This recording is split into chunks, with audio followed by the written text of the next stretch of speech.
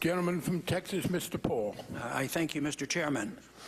The Federal Reserve Transparency Act, which has passed the House already, is something that the Federal Reserve obviously has been opposed to. And one of the reasons they are opposed to it, as I understand it, is it would politicize the monetary policy, which is not what the bill actually does.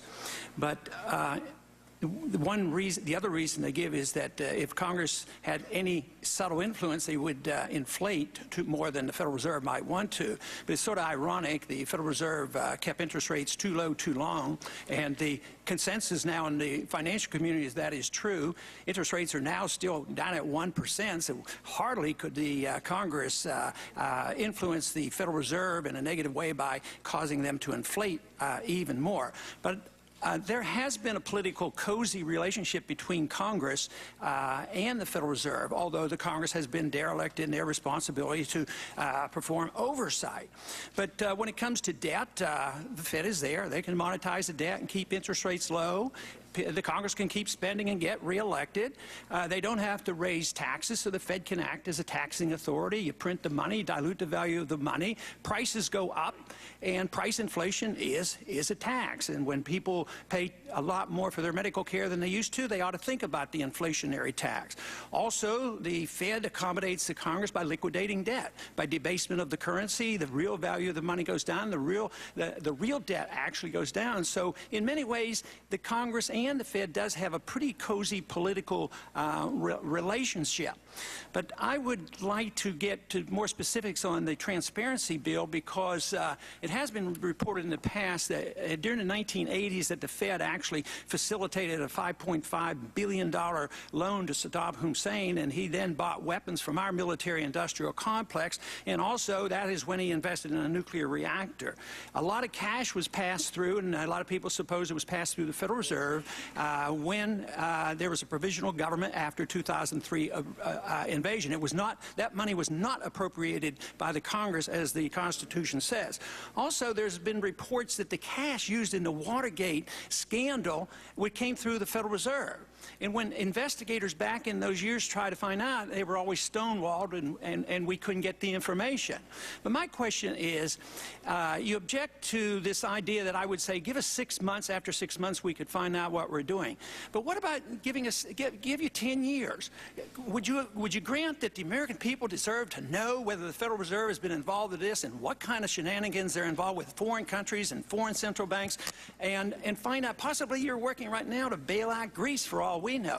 But would you grant that after 10 or 15 years, the American people deserve to know? It seems like if the Fed was not involved with this, at all, it would be to your advantage to say, no, we don't do stuff like that. But why couldn't we open the books up 10 years back and find out the truth of these matters?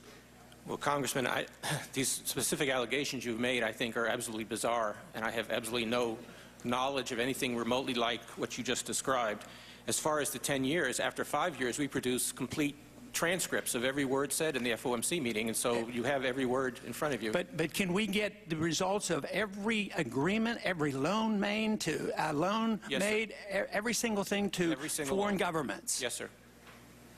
Well, I'll tell you what, there's been a lot of information. When this came out in the early years, they did have an effort, and the Federal Reserve never participated in this. And it's easily covered up. But I think eventually, though, because this system is not viable, and that it is this cozy relationship, that we will get to the point where something will have to be done about this financial system. So as long as we continue this cover-up, and quite frankly, I do not believe that the real effort to facilitate some of these things that have been done in the past would become available to us, because it is in the interest of the Federal Reserve to make sure that the people don't know. And right now, today, is it quite possible that, have you talked with any international groups about us participating in a bailout of Greece?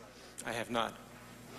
But the Federal Reserve, under the law, are capable of doing this. Isn't it correct that the Fed can buy debt of other nations? Under the Monetary Control Act of 1980, is that not permissible? Yes, that's true, but we have no plans whatsoever to be involved in any foreign bailouts or anything of that sort. But if they did, it certainly would be to our advantage to know about it. You would know about it. Gentleman's time's expired. I recognize the gentleman from Pennsylvania, but I do pledge this committee will look into the allegation that under Presidents Reagan and Nixon, the Federal Reserve was engaged in those activities. The gentleman said that during the 80s, the Federal Reserve lent money to Saddam Hussein, and during Watergate they did this, and I certainly agree that we should look into what might have happened under those two presidencies. The gentleman from Pennsylvania. Thank you, Mr.